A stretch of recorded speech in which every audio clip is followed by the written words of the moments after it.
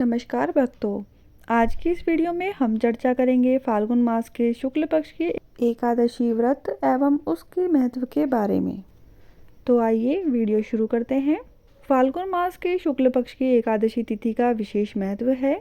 इस एकादशी को रंग भरी या आमल की एकादशी के नाम से भी जाना जाता है। रंग भरी या आमल की एकादशी महाशिवरात्रि और होली के बीच में आती है।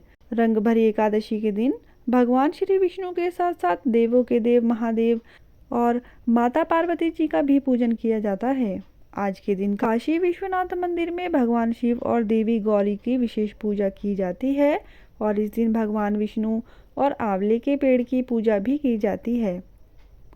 आमल की अर्थात आंवले का ही एक नाम आमल की होने के कारण इस एकादशी का नाम आमल की एकादशी पड़ा। काशी में तो रंगों का त्योहार होली रंग भरी एकादशी दिन से ही शुरू हो जाता है और लगातार 6 दिनों तक चलता है। मान्यता है कि इसी दिन भगवान गौना कराने के बाद पहली बार माँ गौरा को काशी लेकर आए थे। ऐसे में महादेव के भक्तों ने माँ पार्वती को रंग बिरंगे फूलों से स्वागत किया और उन पर रंग बिरंगे फूलों की वर्षा की। इसके साथ ही अबीर और गुलाल उड़ाया। इसीलिए इसे रंग भरी एकादशी के नाम से भी जाना जाता है। पद्म पुराण के अनुसार इस दिन भगवान विष्णु माँ लक्ष्मी जी के साथ साथ आंवले के वृक्ष की पूजा का भी खास विधान है, क्योंकि इस दिन सृष्टि के आरंभ में सबसे पहले आंवले के वृक्ष की उत्पत्ति हुई थी। आंवला भगवान श्री विष्णु को अत्यंत प्रिय है। इसके स्मरण मात्र से ही गौदान का फल मिलता है और स्पर्श करने से 2 गुना फल और आंवले का फल खाने से 3 गुना फल की प्राप्ति होती है।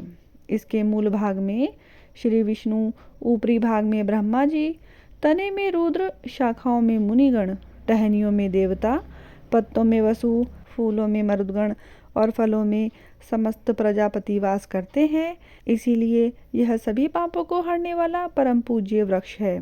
इस दिन आंवले के पेड़ के नीचे बैठकर नारायण भगवान की पूजा करने या मंत्र का जाप करने से 1000 गौदान के समान पुण्य की प्राप्ति होती है। इस बार फाल्गुन मास के शुक्ल पक्ष की एकादशी तिथि प्रारंभ होगी रविवार को और एकादशी तिथि की समाप्ति होगी सोमवार को। ऐसे में उदय तिथि की मान्यता के अनुसार इस साल आमल की एकादशी या आंवला एकादशी का व्रत सोमवार को रखा जाएगा। एकादशी से एक दिन पहले रविवार को दशमी तिथि के नियमों का पालन किया जाएगा। आज के दिन आंवले के पेड़, आंवले की टहनी और आंवले के फलों की पूजा की जाती है और आंवले को दीपदान भी किया जाता है।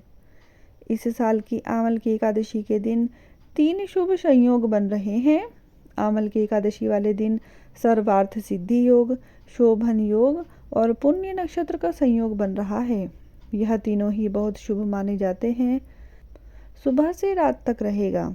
शोभन योग सुबह से लेकर दोपहर तक रहेगा और एकादशी को पुण्य नक्षत्र पूरे दिन रहेगा। द्वादशी तिथि प्रारंभ होगी सोमवार को और द्वादशी तिथि का समाप्ति होगी मंगलवार को। हरिवासर का समय सोमवार को ही समाप्त हो जाएगा। हरिवासर के समय यदि व्रत खोला जाता है तो वह व्रत अधूरा माना जाता है और हरिवासर द्वादशी तिथि का पहला 1/4 पहर माना जाता है। आमल की एकादशी के व्रत का पारण मंगलवार को किया जाएगा और व्रत पारण का शुभ मुहूर्त रहेगा सुबह के बीच में। इस समय ही आपको एकादशी का उपवास खोलना होगा और भगवान को भोग लगाते समय उसमें तुलसी पत्र और आंवला जरूर अर्पित करें और उसी को प्रसाद रूप में ग्रहण करें। फाल्गुन शुक्ल द्वादशी को गोविंद द्वादशी के नाम से जाना जाता है और इस दिन भगवान श्री कृष्ण की पूजा जरूर करनी चाहिए। जो भक्त गोविंद द्वादशी का उपवास रखते हैं, भगवान श्री कृष्ण की कृपा से उन्हें अंत में मोक्ष की प्राप्ति होती है। आमल की एकादशी की पहली पौराणिक कथा के अनुसार जगत के पालनकर्ता भगवान श्री विष्णु की विशेष कृपा से सृष्टि के आरंभ में ही आंवले के वृक्ष की उत्पत्ति हुई थी। श्री विष्णु जी की नाभि से ब्रह्मा जी की उत्पत्ति हुई थी। एक बार ब्रह्मा जी के मन में स्वयं के बारे में जानने की जिज्ञासा पैदा हुई कि वह कौन है, उनका जन्म कब और कैसे हुआ। इन्हीं सारे प्रश्नों का उत्तर प्राप्त करने के लिए और अपनी जिज्ञासा को शांत करने के लिए श्री ब्रह्मा जी ने परम ब्रह्मा की कठोर तपस्या प्रारंभ की। ब्रह्मा जी की तपस्या से प्रसन्न होकर परब्रह्म श्री विष्णु प्रकट हुए। अपने सामने साक्षात श्री विष्णु जी को देखकर ब्रह्मा जी की आंखों से खुशी के आंसू बहने लगे। ब्रह्मा जी की भक्ति भावना से भगवान श्री विष्णु बहुत प्रभावित हुए और तब ब्रह्मा जी के आंसुओं से आंवले का वृक्ष उत्पन्न हुआ। तब श्री विष्णु जी ने ब्रह्मा जी से कहा कि आपके आंसुओं से उत्पन्न आंवले का वृक्ष और आंवला मुझे अत्यंत प्रिय रहेगा। जो भी व्यक्ति आमल की एकादशी के दिन आंवले के वृक्ष की पूजा करेगा उसके सारे पाप नष्ट हो जाएंगे और उसे अंत में वैकुंठ धाम की प्राप्ति होगी। दूसरी पौराणिक कथा के अनुसार धर्मराज युधिष्ठिर ने भगवान श्री कृष्ण से कहा कि हे मधुसूदन, आप मुझे फाल्गुन मास के शुक्ल पक्ष की एकादशी का नाम और महात्म्य बताने की कृपा कीजिए। तब भगवान श्री कृष्ण मुस्कुराते हुए कहने लगे कि हे महाभागे, फाल्गुन मास के शुक्ल पक्ष की एकादशी का नाम अमल की है। इसका पवित्र व्रत श्री विष्णु लोक की प्राप्ति कराने वाला है। एक समय राजा मानधाता ने भी महात्मा वशिष्ठ जी से इस प्रकार का प्रश्न पूछा था, जिसके उत्तर में मुनि ने एक पौराणिक कथा सुनाई। पौराणिक कथा के अनुसार अति प्राचीन समय में चित्रसेन नाम का एक राजा था। राजा चित्रसेन बहुत ही धार्मिक प्रवृत्ति का था और न्यायप्रिय था। वह भगवान विष्णु का भी परम भक्त था। राजा नियम से भगवान विष्णु का व्रत और पूजन किया करता था और आमल की एकादशी का भी व्रत श्रद्धा और निष्ठा से रखा करता था। उसके राज्य में भी सभी लोग राजा का ही अनुसरण करते हुए एकादशी का व्रत और पूजन किया करते थे। एकादशी व्रत के प्रभाव से राजा के राज्य में चारों ओर खुशहाली थी। किसी को किसी प्रकार का कोई दुख या भय नहीं था। एक बार राजा अपने सहयोगियों के साथ वन में शिकार के लिए निकला। शिकार का पीछा करते करते राजा जंगल में बहुत दूर निकल गया और रास्ता भटक गया। तभी अचानक राजा चित्रसेन पर बहुत से मलीचों ने आक्रमण कर दिया।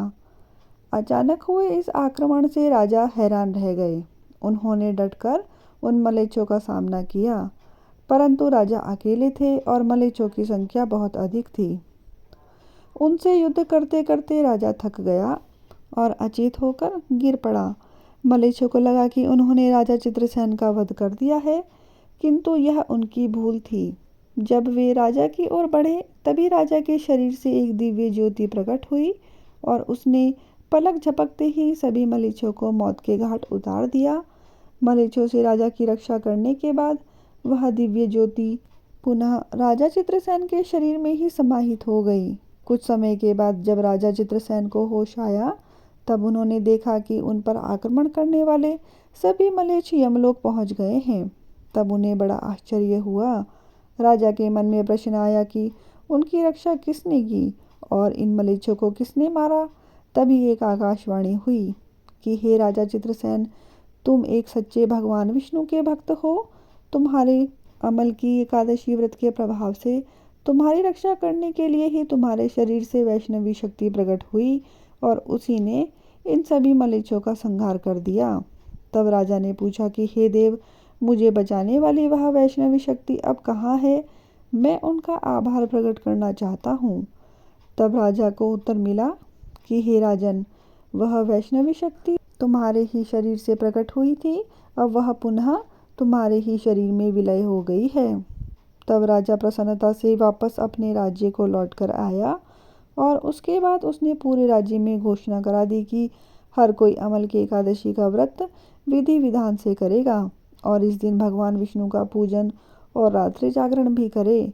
इस व्रत के प्रभाव से भक्तों के सभी दुख दूर हो जाते हैं और उनके शत्रुओं से उनकी रक्षा होती है।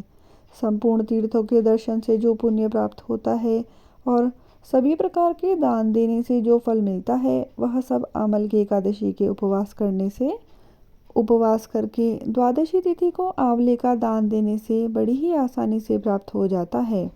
बोलिए भगवान विष्णु की जय, एकादशी माता की जय। आशा करती हूँ कि मेरी यह वीडियो आप सभी को प्रिय लगी होगी। यदि आप सभी को यह वीडियो प्रिय लगी है तो कमेंट बॉक्स में जय एकादशी माता अवश्य लिखें।